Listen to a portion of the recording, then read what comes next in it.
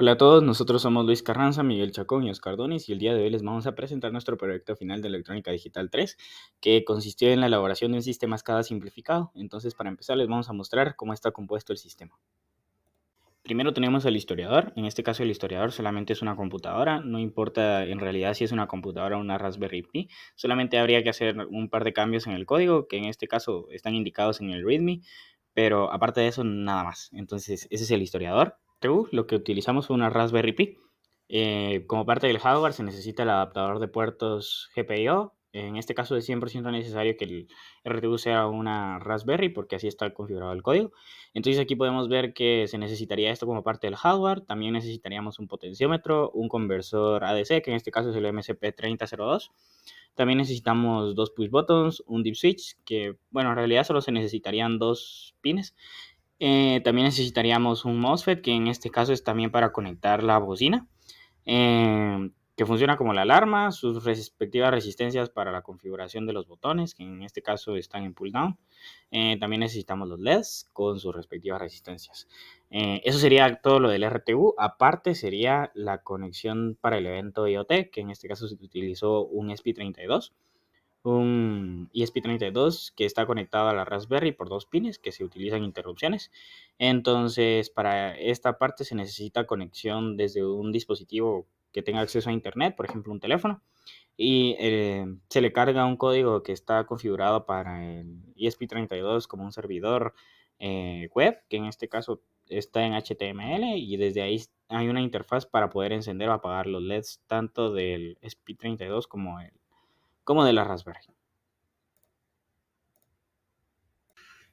Para el historiador se utilizaron hilos para la conexión de clientes, que en este caso se utilizó el protocolo TCP. Entonces, en el historiador no hubo mayor proceso individual aparte del hilo que recibe los mensajes de los clientes y también un hilo que despliega el menú principal. Entonces, solamente se utilizaron esos hilos, que en realidad la cantidad de hilos es variable en este caso porque mientras más clientes se conecten, se crean más hilos. Pero en esencia solo se utilizaron hilos para esta parte. Tenemos el RTU. El RTU utiliza 4 hilos, que sería un hilo para mostrar la actualización periódica, un hilo para la lectura del ADC, que podemos ver que cambia constantemente independientemente de lo que pase en el RTU, por eso se utiliza un hilo. También tenemos un hilo para la generación de pulsos de la bocina, que funciona como la alarma, que esta funcionaría cuando se sobrepasa cierto nivel de voltaje o bien lo sobrepasa por el mínimo. Entonces, bueno, baja del mínimo, mejor dicho. Entonces, prácticamente esos son los hilos. Y también uno para la recepción de datos desde el servidor. Cuando le envía comandos, entonces este que es el cliente se mantiene escuchando por medio de un hilo. Entonces, para la parte de las variables, podemos ver que se utilizó una función que despliega el mensaje. Por lo tanto, esta función se llama constantemente independientemente del evento. Por lo tanto, se utilizaron variables globales que para estos datos que funcionan como banderas, tanto del push button, de los dip switches, de los LEDs y también del ADC. Entonces, solamente para estos datos se utilizaron variables globales. Para el resto de información se utilizaron variables locales que dependían de cada proceso. Entonces, prácticamente eso es con el RTU. Primero aquí tenemos el historiador, entonces lo conectamos. Si conectamos un cliente, que en este caso son los RTUs, establece primero la conexión que está por TCP, entonces ya comienza a recibir las actualizaciones periódicas y podemos ver que van a haber cambios cada vez que se haga un evento. Por ejemplo, aquí presionar un push button, aquí presionar otro push. Eh, Aquí podemos cambiar también el ADC y va cambiando aquí. Y podemos ver en el historiador, aquí se conectó otro RTU, entonces podemos actualizar el listado de RTUs, podemos ver las actualizaciones que ha recibido, en este caso son las últimas 30, se puede configurar para colocar más actualizaciones y aquí podemos ver que hay varios eventos, que por ejemplo del ADC podemos ver el 6 que son de actualizaciones, el 2 que son de push buttons, el 4 es de que se recibieron instrucciones del historiador y entonces aquí por ejemplo podemos hacer también encender o apagar LEDs de los RTUs. Por ejemplo aquí podemos ver estas partes. Si presiono por ejemplo aquí, si presiono 7 se enciende el LED, si lo vuelvo a presionar se apaga, si presiono 8, que es de SRTU, y lo mismo con el otro. Si presiono un 5, si presiono un 4, un 6, perdón, un 5 y un 6 otra vez. Y si vuelvo a actualizar el historial de actualizaciones, aquí podemos ver que están los eventos. Los eventos que tienen 4 es porque recibió comandos para encender o apagar LEDs, que en este caso son varios. Igual siempre se van viendo los valores del ADC. En el caso del ADC podemos ver también que si lo movemos, superamos un valor crítico, comienza a sonar la bocina.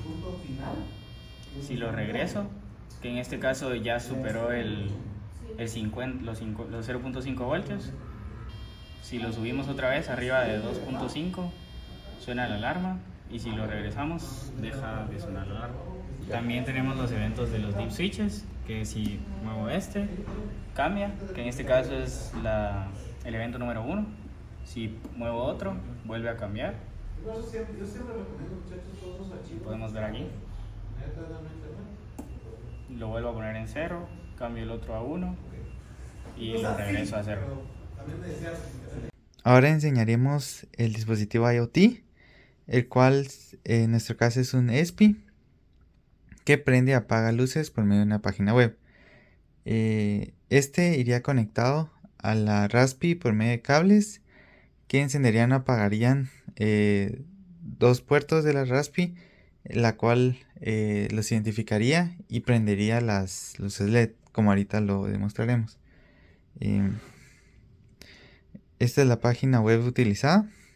Entonces, esta es solo para probar que funciona, que es la luz del ESPI.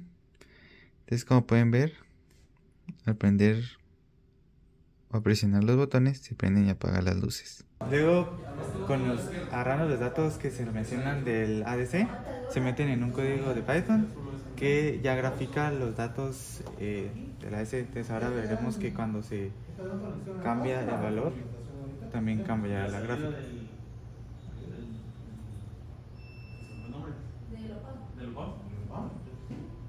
Tienen que ir aquí a las bases.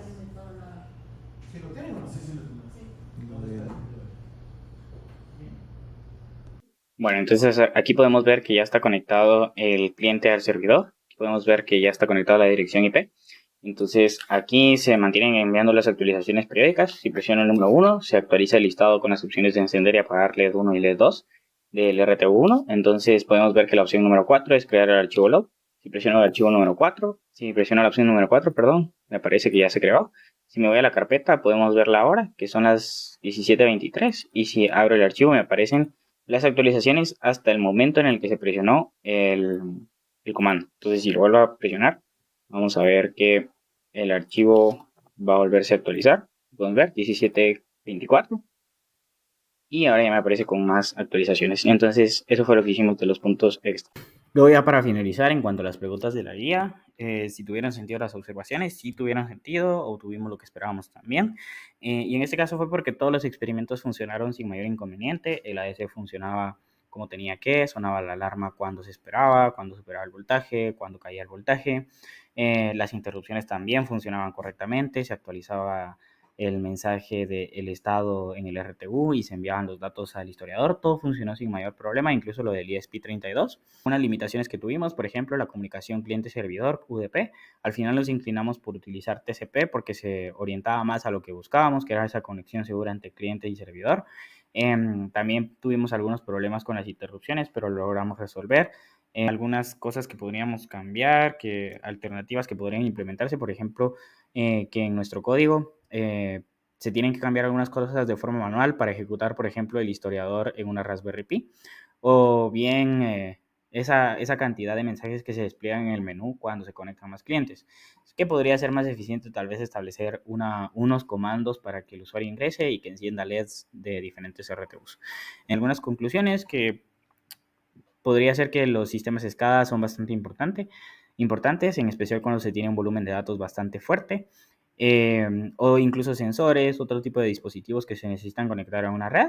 Y también que la parte importante es el README, que es muy importante poder comunicar a los usuarios cómo deben utilizar los sistemas y en este caso las conexiones que también tiene. Entonces, eso fue todo. Muchas gracias por su atención.